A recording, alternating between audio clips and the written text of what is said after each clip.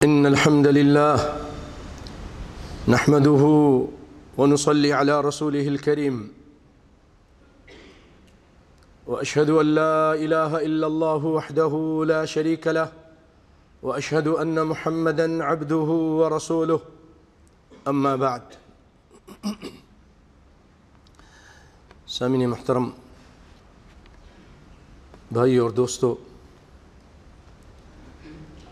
رمضان اللہ کے فضل و کرم سے آیا ہی چاہتا ہے۔ چند دنوں یا چند گھنٹوں کا فاصلہ ہے۔ یہ مبارک مہینہ، رحمتوں اور برکتوں والا مہینہ جس میں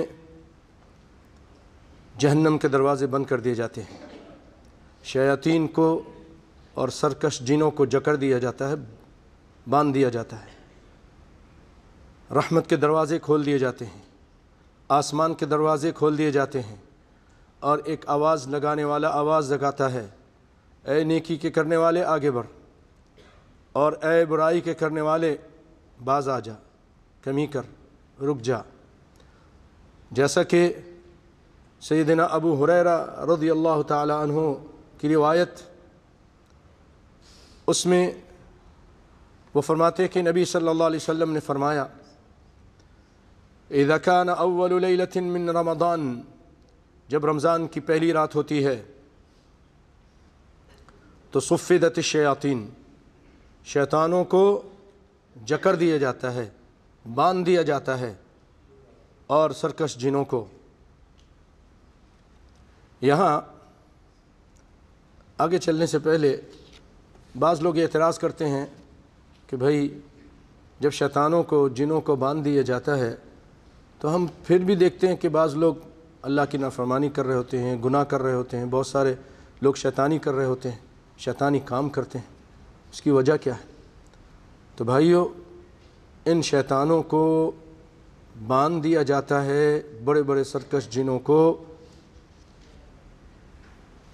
تاکہ وہ لوگوں کو برائی پر نہ ابھاریں۔ لیکن یاد رکھیے، چھوٹے جن، چھوٹے شیطان کھلے ہوتے ہیں، کیونکہ الفاظ آئے ہیں مردۃ الجن، سرکش جو ہیں، بڑے خطرناک، لیکن چھوٹے موٹے جن وہ گھوم پھر رہے ہوتے ہیں، شیطان۔ دوسری بات یہ ہے، قرآن پاک میں اللہ تعالیٰ نے جنوں کو تو کہا ہی ہے کہ جنوں میں سے ہیں، لیکن جو وسوسے اور یہ برائی کی رغبت دلاتے ہیں وہ انسانوں میں سے بھی ہیں۔ وَمِن شَرِّ غَاسِقٍ إِذَا وَقَبَ وَمِن شَرِّ النَّفَّاثَاتِ فِي الْعُقَدِ وَمِن شَرِّ حَاسِدٍ إِذَا حَسَدَ، پھر قُلْ أَعُوذُ بِرَبِّ النَّاسِ مَلِكِ النَّاسِ إِلَٰهِ النَّاسِ مِن شَرِّ الْوَسْوَاسِ الْخَنَّاسِ،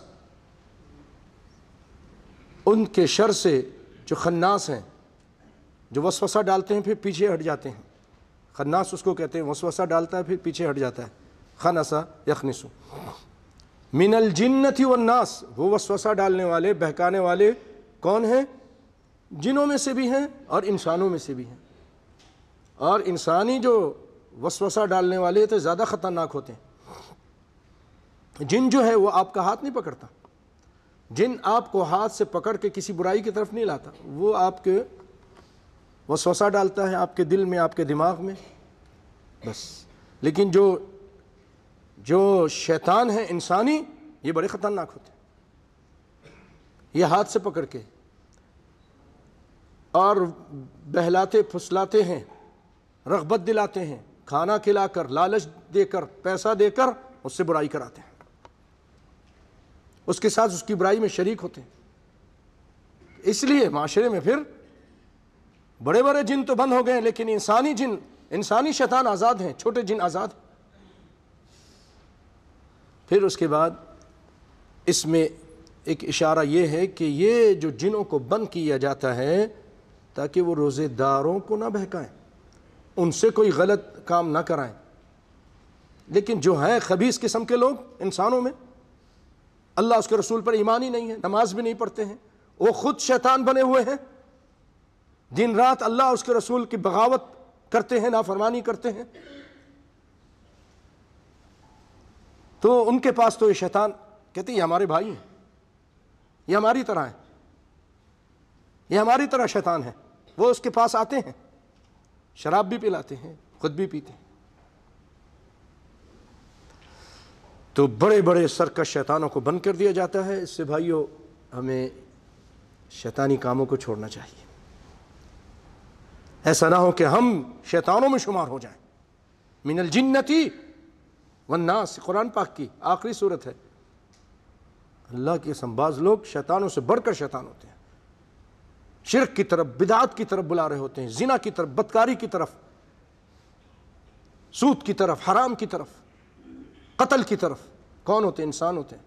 دعوت دیتے ہیں بڑے بڑے عجیب طریقے سے. حسبنا اللہ نعم الوکیل.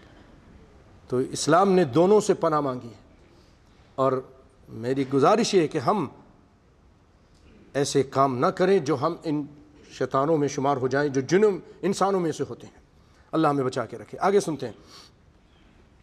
یہ رحمت کا مہینہ بھائیو اس قدر بابرکت مہینہ ہے، شیطانوں کو بند کر دیا جاتا ہے. آپ دیکھتے ہیں معاشرے کے اندر جس کی وجہ سے برائی کم ہو جاتی ہے. اب دیکھیں مسجدیں بھر جاتی ہیں. فجر میں جو آتا نہیں ہے پورے سال وہ آنا شروع ہو جاتا ہے. شیطان بند ہے نا، بڑے بڑے شیطان. اور جو ہمیشہ کا بد کردار اور پاپی ہوتا ہے اس کو بھی حیا اور شرم آ جاتی ہے. ایسے بھی ہوتے ہیں. اور کچھ ایسے بدبخت ہوتے ہیں کہ وہ اس مہینے میں بھی شراب پینے کو نہیں چھوڑتے، زنا کو نہیں چھوڑتے، گانے بجانے کو نہیں چھوڑتے. یہ انہی میں سے ہوتے ہیں. یہ انسانی شیطان ہوتے ہیں. حسبنا اللہ نعم الوکیل. تو یہ مبارک مہینہ شیطانوں کو بند کر دیا گیا. جہنم کے دروازے بھی بند کر دیے جاتے ہیں. اللہ اکبر. اور کوئی دروازہ پھر نہیں کھلتا، پورے مہینے نہیں کھلتا. اور جنت کے دروازے کھول دیے جاتے ہیں. جنت کے 8 دروازے سارے کے سارے کھول دیے جاتے ہیں، اس میں سے کوئی نہیں بند کیا جاتا. اور ایک آواز لگانے والا آواز لگاتا ہے، اے نیکی کے کرنے والے، او قرآن کے پڑھنے والے، او نمازوں کے پڑھنے والے، او صدقہ خیرات کرنے والے، ماں باپ کے ساتھ نیکی کرنے والے، آگے بڑھ آگے بڑھ، نیکی کر. وَيَا بَاغِيَ الْخَيْرِ اقبل وَيَا بَاغِيَ الشَّرِّ اقصر. او گناہ کے کرنے والے اب تو باز آ جا، رک جا، چھوڑ دے. اور اسی مہینے میں اللہ تعالیٰ لوگوں کو جہنم سے آزاد کرتے ہیں، اور ہر رات اس طرح کرتے ہیں. ایک روایت میں ہے وَفُتِحَتْ أَبْوَابُ السَّمَاءِ، جنت کے دروازوں کے ساتھ آسمان کے بھی دروازے ہوتے ہیں، وہ بھی کھول دیے جاتے ہیں اس مبارک مہینے. بہت مبارک مہینہ ہے. اور رحمت کے دروازے بھی کھول دیے جاتے ہیں. مسلم کی روایت میں فتح ابواب الرحمتی، رحمت کے دروازے کھول دیے جاتے ہیں. اور بخاری مسلم کی روایت میں سلسلۃ الشیاطین، جو شیطان ہوتے ہیں ان کو باندھ دیا جاتا ہے، ان کو جکڑ دیا جاتا ہے. بھائیو یہ وہ مبارک مہینہ ہے جس میں اللہ تعالیٰ نے قرآن پاک کو نازل کیا. حالانکہ 12 مہینے ہیں. اللہ چاہتا ہے کسی مہینے میں قرآن پاک اپنی عظیم کتاب جس کی ایک ایک آیت رحمت اور برکت سے بھرپور ہے، جس کی ایک آیت، ایک حرف، ایک لفظ کو کوئی بدل نہیں سکتا. پوری طاقت ایری چوٹی کا زور لگا دے اس کو بدل نہیں سکتا. سپر پاور سارے مل جائیں نہیں بدل سکتی. اتنی عظیم کتاب ہے. اس کے لیے اللہ تعالیٰ نے پورے مہینوں میں سے رمضان کے مہینے کو اختیار کیا. لوح محفوظ میں پورا قرآن تھا. اللہ تعالیٰ نے رمضان کے مہینے میں آخری راتوں میں لوح محفوظ سے اس کو آسمان دنیا پہ اتار دیا. رمضان کے مہینے میں لیلۃ القدر کی رات میں. اور پھر وہاں سے جو وحی کی ابتدا ہوئی محمد مصطفیٰ صلی اللہ علیہ وسلم پر، وہ بھی رمضان کے مہینے میں دنیا میں جو آنا شروع ہوا وحی، پہلی وحی آئی وہ بھی لیلۃ القدر کی رات تھی اور رمضان کا مہینہ تھا. آپ صلی اللہ علیہ وسلم پر پہلی وحی نازل ہوئی رمضان کے مہینے میں. اللہ تعالیٰ نے اس لیے فرمایا شہر رمضان الذی انزل فیہ القرآن، اور رب العالمین نے یہ فرمایا کہ انا انزلناہ فی لیلۃ القدر، ہم نے اس کو لیلۃ القدر میں نازل کیا. اور لیلۃ القدر کب ہے؟ شہر رمضان، رمضان کے مہینے میں انزل فیہ القرآن، قرآن کو نازل کیا گیا. ایک جگہ اللہ تعالیٰ نے فرمایا انا انزلناہ فی لیلۃ مبارکۃ اس قرآن پاک کو ہم نے مبارک رات میں، تو یہ مبارک رات ہے، یہ وہ رات ہے کہ اس میں اگر بندہ اس رات عبادت کر لے تو 1000 مہینے کی عبادت سے زیادہ بہتر ہے ایک رات کی عبادت، جس کو لو حساب کریں تو 80 یا 83 سال کے قریب ایک رات کی عبادت اس سے بھی بہتر ہے، یہ نہیں کہ اس کے برابر ہے، اس سے بہتر ہے۔ اور ایک روایت میں یہاں تک ہے، آپ صلی اللہ علیہ وسلم نے فرمایا من قام لیلۃ القدر ایمانا واحتسابا غفر له ما تقدم من ذنبه، بخاری کی روایت ہے کہ جو لیلۃ القدر کی رات کو عبادت کرتا ہے اس کے اللہ تعالیٰ پچھلے سارے گناہ معاف کر دیتے ہیں۔ اللہ اکبر! تو بھائی یہ بہت مبارک مہینہ ہے۔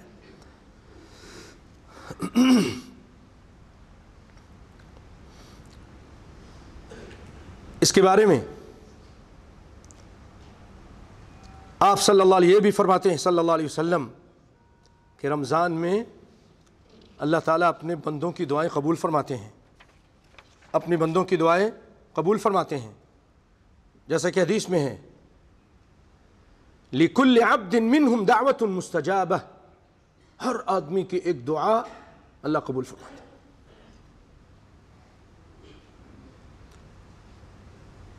اور ہر رات اللہ تعالیٰ لوگوں کو جہنم سے آزاد کرتے ہیں۔ یہ بہت قیمتی مہینے ہیں، بہت قیمتی مہینہ ہے، اور بہت قیمتی راتیں اور بہت زیادہ قیمتی دن ہیں۔ آپ اس کا اندازہ میں آخر میں ایک حدیث سناؤں گا، اس سے آپ کو پتہ چلے گا۔ لیکن یہاں سر سے ایک بات بتانا چاہتا ہوں کہ جہاں اللہ تعالیٰ نے قرآن پاک کو اس مہینے میں نازل کیا، پچھلے جو کتب تھے، صحیفے تھے اور کتب آسمان سے جو کتابیں آئیں وہ بھی اس مہینے میں نازل کی، کہ اللہ رب العالمین نے اس مہینے میں صحف ابراہیم اور موسیٰ کو اتارا، اور توریت کو اتارا، انجیل کو اتارا۔ یہ وہ مہینہ مبارک مہینہ ہے۔ کائنات کے امام صلی اللہ علیہ وسلم ایک مرتبہ منبر پہ تشریف لائے، اور جب آپ وہاں پہنچے تو آپ نے فرمایا آمین، پھر فرمایا آمین، پھر تیسری مرتبہ فرمایا آمین۔ تو لوگوں نے کہا اللہ کے رسول، آج آپ نے ایک ایسی چیز کی ہے، ایک ایسا کام کیا ہے، ایک ایسی بات آپ سے ہوئی ہے جو اس سے پہلے ہم نے نہیں دیکھا، کہ منبر پہ آ کے 3 مرتبہ آپ نے آمین آمین آمین کہا، کیا وجہ تھی؟ ان کا حق تھا پوچھنے کا، پوچھا انہوں نے۔ تو آپ صلی اللہ علیہ وسلم نے فرمایا کہ قال علی جبریل، جب میں منبر پہ آیا نا تو جبریل وہاں آئے ہوئے تھے، اور جبریل نے کہا رغم انف عبد دخل علیہ رمضان فلم یغفر لہ، کہ اس آدمی کی ناک خاک آلودہ ہو، ناکام ہو، وہ آدمی جس کو رمضان کا مبارک مہینہ اللہ کی رحمتوں اور برکتوں اور مغفرتوں والا، جس میں اللہ تعالیٰ کی رحمت جوش میں آئی ہے، سب کو معاف کر رہی ہے، رحمت لٹائی جا رہی ہے، لیکن یہ ایسا ڈھیٹ، ایسا بدبخت، ایسا شقی ذرا سی حرکت نہیں کرتا، رمضان اور غیر رمضان میں اس کا کوئی فرق نہیں، وہی نماز فجر میں سو رہا ہے تو سو رہا ہے، وہی نافرمانی اور گناہ کے کام جو اور دنوں میں کرتا تھا رمضان میں بھی کر رہا ہے، وہی جھوٹ۔ تاجر بہت سارے ایسے ہوتے ہیں رمضان میں بہت زیادہ جھوٹ بولتے ہیں کہ تجارت زیادہ ہوتی، ہر غلط کام جو رمضان سے پہلے کرتا تھا رمضان میں بھی کرتا رہا، اس نے رمضان میں اور غیر رمضان میں کوئی فرق نہیں کیا، کوئی اللہ کی طرف ذرا سی حرکت نہیں کی اس کو راضی کرنے کے لیے۔ تو اے محمد مصطفیٰ، میں جبریل اس کے لیے بد دعا کرتا ہوں کہ وہ اللہ کی رحمت سے دور ہو، اس کی ناک خاک آلودہ ہو۔ رحمت عالم فرماتے ہیں آمین، اے اللہ اس دعا کو قبول فرما، یہ بڑا بدبخت ہے۔ رحمت کائنات صلی اللہ علیہ وسلم اس بدبخت کے لیے بد دعا کرتے ہیں، جبریل بھی بد دعا کرتے ہیں۔ بھائیو، اللہ کی نافرمانیوں سے اس مہینے میں تو بچو، چھوڑ دو، ہمت کرو، نمازیں نہ نقلیں، انٹرنیٹ پہ نئی چیزیں دیکھیں۔ یہ پریکٹس کا مہینہ ہے، یہ ہمارا دورہ ہے 1 مہینے کا، یہ تزکیہ نفس کا مہینہ ہے۔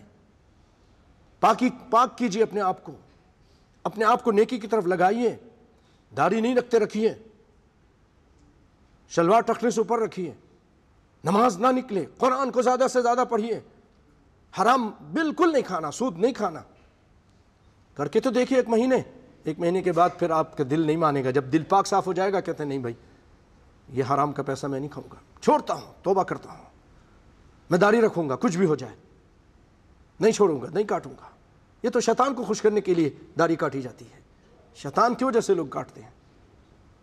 بھائیو کبھی دیکھا ہے کسی نبی کے بارے میں کہ ان کی داڑھی نہیں تھی؟ کوئی نبی، کوئی ایک نبی دکھا دیجیے۔ اگر یہ چیز عیب، یہ داڑھی عیب ہوتی نا تو اللہ تعالیٰ نبیوں کو عیب نہیں دیتے، اللہ تعالیٰ نبیوں کو عیب دار نہیں بنایا۔ کیا ہو گیا ہم کو؟ میرے پیارے بھائیوں میں آپ پہ طنز نہیں کر رہا، لیکن ایسی بات بتاتا ہوں جو کل قبر میں آپ کے کام آئے گی۔ قبر میں فرشتہ آئے گا، کسی کی موت کا وقت کسی کو نہیں معلوم ہے، کسی کو نہیں معلوم۔ وما تدری نفس ماذا تکسب غدا، کسی نفس کو نہیں معلوم کل کیا وہ کرے گا، کل زندہ بھی رہتا ہے کہ نہیں رہتا ہے، نہیں معلوم۔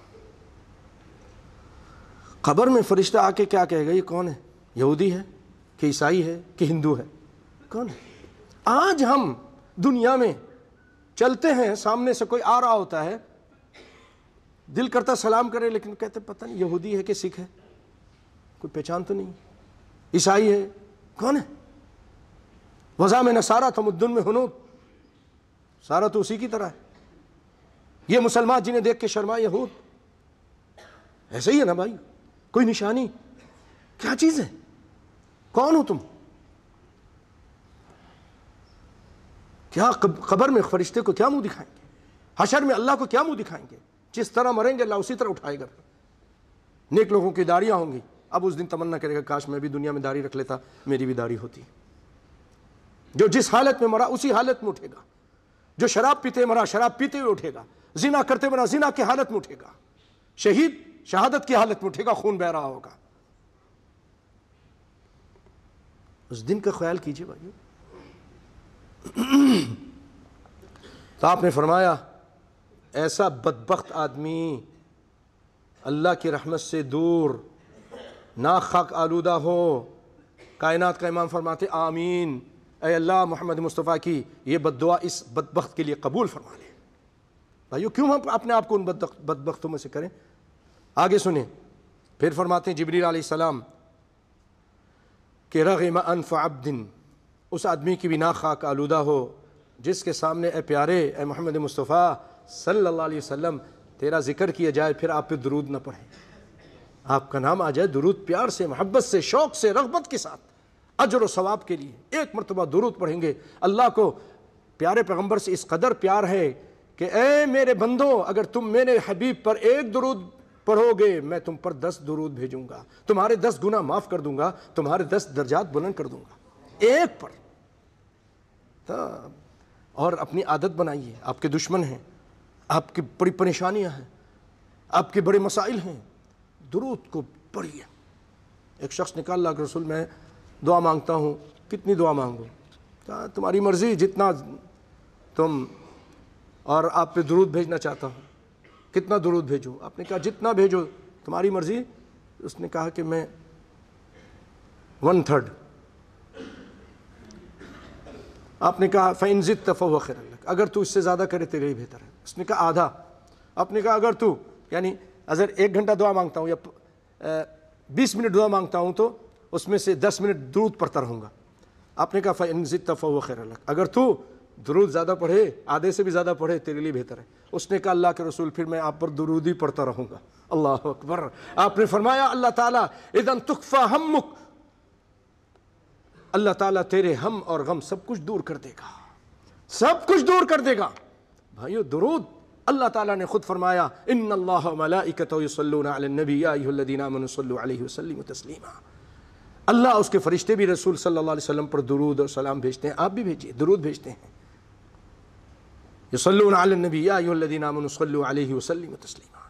تو بھائیو پیار سے، محبت سے، لیکن ایک چیز یاد رکھیے، ایک چیز یاد رکھیے، جعلی درود، بنسپتی درود، میڈ ان پاکستان انڈین درود، میڈ ان بنگلہ دیش افغانستان درود نہیں، made in Mecca, made in مدینہ، قال اللہ قال الرسول کے درود، آپ صلی اللہ علیہ وسلم جو درود تاج، درود لکھی، درود ہزاری، اس کے نام سے پتہ چل رہا ہے کہ یہ ہزارے کا درود ہے یا ہزاری درود ہے، اردو کا درود ہے یا پنجابی کا درود ہے، انڈیا کا بنایا ہوا یا پاکستان کا بنایا ہوا درود ہے۔ کائنات کے امام نے جو درود پڑھا ہے نا، بتایا، وہ پڑھو۔ اللہم صلی علی محمد وعلی آل محمد اللہم بارک علی محمد، یہ سارا درود موجود ہے۔ اور اللہم صلی وسلم علی نبینا محمد، اللہ تعالیٰ پھر جب یہ صحیح خالص کھاٹی درود پڑھیں گے، ملاوٹی درود نہیں جس میں شرک اور بدعت نہیں، وہ درود پڑھیں گے تو اللہ تعالیٰ آپ کے ہم اور غم بھی دور کریں گے، دشمنوں سے بچائیں گے، دشمنوں کو، آپ کے دشمنوں کو ذلیل کر دیں گے۔ لیکن آپ حق پر ہوں، شرط یہ کہ آپ حق پر ہوں، یہ نہیں کہ آپ ظالم ہوں اور پھر درود بھی پڑھ کے کہیں کہ میں غالب آ جاؤں، نہیں، پھر اللہ مدد نہیں کرے۔ آپ حق پر ہوں اور کوئی آپ کا دشمن ہو اور وہ طاقتور ہو، آپ درود کثرت سے پڑھیں، اللہ تعالیٰ دشمنوں کے شر سے آپ کو بچائے گا۔ اللہ اکبر، بہت سارے فائدے ہیں۔ پھر فرمایا رغم انف عبد ادرک والدیہ احدہما فلم يدخل الجنہ، کہ وہ آدمی کی ناک بھی خاک آلودہ ہو جس نے اپنے ماں باپ کو پا لیا یا ان میں سے کسی ایک کو پا لیا۔ یعنی ماں باپ کی خدمت اتنا اجر ہے، تھوڑی سی خدمت کریں، تھوڑی ان کی بات مانیں، ان کو راضی کریں تو اللہ تعالیٰ جنت دے دیتے ہیں، اللہ جنت دیتے ہیں۔ اور اللہ تعالیٰ نے اپنی رضا ماں باپ کی رضا میں رکھی ہے۔ رضا الرب فی رضا الوالدین، رب اسی وقت راضی ہوگا جب تیرا باپ، تیری ماں تجھ سے راضی ہوگی۔ ماں باپ کو ناراض مت کرو، ان کا دل مت دکھاؤ، ان کی بات ماننے کی کوشش کرو، لیکن ناجائز اگر وہ کہیں شرک کرو تو نہیں کرو، ظلم کرو وہ نہیں کرو۔ اللہ تعالیٰ نے قرآن پاک میں فرمایا وَإِن جَاهَدَاكَ عَلَىٰ أَن تُشْرِكَ بِي مَا لَيْسَ لَكَ بِهِ عِلْمٌ فَلَا تُطِعْهُمَا، پھر ان کی یعنی کہ بیوی کو مارو، ناجائز مارو، نماز نہیں پڑھو، ظلم کرو، فلاں کو غلط کام اس کے ساتھ کرو، یہ نہیں۔ لیکن وَصَاحِبْهُمَا فِي الدُّنْيَا مَعْرُوفًا، اگرچہ تمہارے ماں باپ کافر ہیں، مشرک ہیں، بدعتی ہیں اور تم کو برائی کا آرڈر دیتے ہیں، اس کے باوجود اسلام کی عظمت ہے کہ وہ کہہ رہا اپنے ماں باپ جو کافر ہیں ان کے ساتھ بھی احسان کرو۔ وَصَاحِبْهُمَا فِي الدُّنْيَا مَعْرُوفًا، نیکی کے ساتھ پیش آؤ، کافر ماں باپ کے ساتھ بھی۔ یہ جو آج جو کچھ تنظیمیں بن گئی ہیں اسلام کے نام پر لوگوں کو ذبح کر رہی ہیں،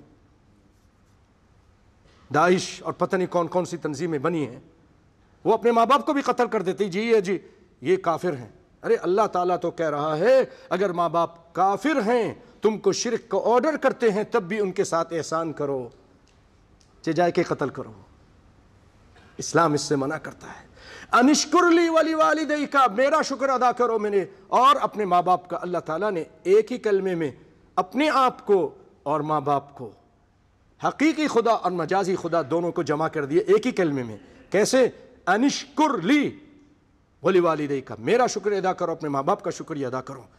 یہ نہیں کہ انشکر لی واشکر لی والدیک، دو شکر کے لفظ نہیں لائے، ایک شکر کا لفظ لایا۔ اللہ اکبر بھائیو، تو آپ صلی اللہ علیہ وسلم فرمایا جس کو ماں باپ مل جائیں وہ ان کی خدمت کر کے جنت نہ حاصل کرے، وہ بھی اللہ کی رحمت سے دور ہو یا اس کے ناک خاک آلودہ ہو۔ آپ نے فرمایا آمین۔ تو پیارے بھائیوں، یہ دیکھ لیجئے رمضان کے بارے میں اس طرح فرمایا تو ہمیں زیادہ محنت کرنی ہے، ٹھیک ہے نا؟ قرآن پڑھنا ہے، تراویح پڑھنی ہے، نمازیں پڑھنی ہیں، روزے رکھنے ہیں، اپنے روزے کو خراب نہیں کرنا ہے۔ میں نے کہا تھا ایک آپ کو روایت سناؤں گا رمضان کے فضائل سے متعلق، آپ حیران ہوں گے، زبردست روایت ہے، صحیح روایت ہے۔ سیدنا ابو طلحہ رضی اللہ تعالیٰ عنہ، سیدنا طلحہ بن عبید اللہ ایک صحابی ہیں، مشہور صحابی ہیں۔ یہ کہتے ہیں کہ دو آدمی آئے ایک ہی وقت میں رسول اللہ صلی اللہ علیہ وسلم کے پاس اور دونوں ایمان لائے، دونوں ایمان لے آئے، دونوں نے ایک ساتھ اسلام قبول کیا۔ ان میں سے ایک زیادہ محنت کرتا تھا دین کے لیے، اچھے کام کرتا تھا، تو اس کو زیادہ شوق، جہاد میں بھی شریک ہوتا تھا اور جہاد میں شرکت کی اور وہ قتل کر دیا گیا، اللہ کے راستے میں شہید ہو گیا۔ دوسرا زندہ رہا، اس کا ساتھی، ایک ساتھ مسلمان ہوئے، دوسرا زندہ رہا۔ پھر کہتے ہیں کہ وہ اس کے جو شہید ہوا تھا نا، اس کے 1 سال کے بعد قتل ہوا، فوت ہوا، وہ اپنی موت مرا، طبی موت مرا۔ بات سمجھ رہے ہیں نا؟ ایک شہید ہوا، اس کے بعد دوسرا جو اپنی طبعی موت مرا 1 سال کے بعد، بعد سنہ۔ ثم مکث آخر بعدہ سنہ ثم توفی، پھر وہ بھی فوت ہو گیا۔ کہتے ہیں طلحہ کہ میں نے خواب میں دیکھا کہ میں جنت کے دروازے پہ کھڑا ہوں اور ایک جنت سے ایک نکلنے والا نکلتا ہے اور اس شخص کو کہتا ہے، وہ دونوں بھی ہیں، شہید بھی ہیں اور جو بعد میں فوت ہوا 1 سال کے بعد، 1 سال کے اپنی موت مرا۔ توجہ دیں گے تو بات سمجھ آئے گی۔ شہید بھی دروازے پہ موجود ہے اور طبی موت جو مرا تھا، دونوں دوست ایک ساتھ مسلمان ہوئے، دونوں موجود ہیں۔ جنت سے نکلنے والا آدمی یا داروغہ جو بھی ہے، وہ آ کے کہتا ہے اس شخص سے جو بعد میں فوت ہوا، اپنی موت مرا، شہید کو نہیں کچھ کہتا، اس کو کہتا ہے تم جنت میں چلے جاؤ۔ شہید کھڑا ہے اور جو شخص اپنی موت مرا تھا، شہید نہیں ہوا تھا، اس کو کہتا ہے تم جنت میں چلے جاؤ۔ شہید سے پہلے جنت میں چلا گیا۔ اللہ اکبر۔ اس کے بعد پھر کچھ دیر کے بعد نکلا اور پھر شہید کو اجازت دی تم بھی چلے جاؤ جنت میں۔ اور پھر میرے پاس آیا، طلحہ بن عبید اللہ کہتے ہیں میرے پاس آیا، ثم رجع الی فقال ارجع فانک لم یأن لک بعد، تمہارا ابھی ٹائم نہیں آیا ہے، ابھی تم دنیا میں زندہ رہنے ہیں، تم جاؤ، یعنی تمہارا ابھی ٹائم نہیں آیا، تم ابھی جنت میں نہیں داخل ہوگے، تم واپس جاؤ۔ جب لوگوں کو بتایا، لوگ تعجب کرنے لگے۔ آپ بھی تعجب کر رہے ہوں گے کہ یار شہید کا تو اتنا بڑا درجہ، اتنا بڑا مقام ہے، تو جنت میں بعد میں جا رہا ہے۔ تو لوگ کو بھی تعجب، سارے صحابہ تعجب کر رہے تھے۔ رسول اللہ صلی اللہ علیہ وسلم تک بات پہنچی تو آپ نے فرمایا من ای ذلک تعجبون، ارے تم کیوں تعجب کرتے ہو؟ اللہ کے رسول، وہ دو میں سے بہت زیادہ محنت کرنے والا پھر شہید ہو گیا، لیکن دوسرا آدمی اس سے پہلے جنت میں جا رہا، تو تعجب کی بات تو ہے۔ آپ نے سوال کیا، یہ آپ کا بڑا پیارا انداز تھا، آپ لوگوں کو سمجھاتے تھے کبھی سوال کر کے، جواب دیتے تھے لیکن سوال کے انداز میں، سوال میں ہی ان کا جواب ہوتا تھا۔ آپ نے فرمایا الیس قد مکث ھذا بعدہ سنہ، اور میرے ساتھیو یہ تو بتاؤ، یہ جو اپنی موت مرا ہے، شہید کے بعد 1 سال تک زندہ رہا کہ نہیں رہا؟ ہاں زندہ رہا جی۔ قالوا بلا، قال وادرک رمضان، اس کو رمضان ملا کہ نہیں ملا؟ ایک رمضان ملا کہ نہیں ملا؟ ہاں جی رمضان، تو رمضان میں روزے رکھے ہوں گے، قرآن پڑھا ہوگا، تراویح پڑھی ہوگی، صدقہ خیرات، دعائیں، بہت سارے کام کیے ہوں گے رمضان میں، صلی کذا کذا سجدۃ، اور پورے سال میں اس نے سجدے کیے ہوں گے، نمازیں پڑھی ہوں گی۔ آپ صلی اللہ علیہ وسلم نے، بھائیو یہ اللہ رب العالمین کا بہت فضل و کرم ہے، احسان مانو اس کا، اللہ کی قسم۔ ایک تو مسلمان بنایا، پھر اس مہینے میں آپ کو موجود رکھا، اگر چاہتا تو مار دیتا اور یہ فضیلت نہیں دیتا۔ کتنے لوگ مر گئے؟ نہیں مرے، زندہ تھے پچھلے سال، صحت مند تھے، اب نہیں ہیں، قبر میں ہیں، قبرستان میں ہیں۔ ہم سب کے ساتھ یہ اس کا احسان ہے۔ آگے سنیے، آپ صلی اللہ علیہ وسلم فرماتے ہیں فما بینہما ابعد مما بین السماء والارض، اور میرے ساتھیوں وہ شہید اور یہ بعد میں مرا ہے، اس کے ساتھ 1 سال کی نیکی اور رمضان کے مہینے میں نیکیاں کی، ان دونوں میں اتنا فرق ہے جیسے زمین آسمان کا فرق ہے۔ اللہ اکبر، اللہ اکبر۔ تو بھائیو فائدہ اٹھاؤ، یہ مہینہ آپ کے سامنے ہے، توبہ کرو، گناہوں سے توبہ کیجیے۔ استقبال رمضان کا استقبال کرنا کس سے؟ توبہ استغفار سے، لعلکم تتقون، متقی بننا ہے، گناہوں کو چھوڑنا ہے۔ اللہ تعالیٰ مجھے بھی گناہوں کو چھوڑنے کی توفیق عطا فرمائے، آپ کو بھی گناہوں کی توفیق عطا فرمائے چھوڑنے کی۔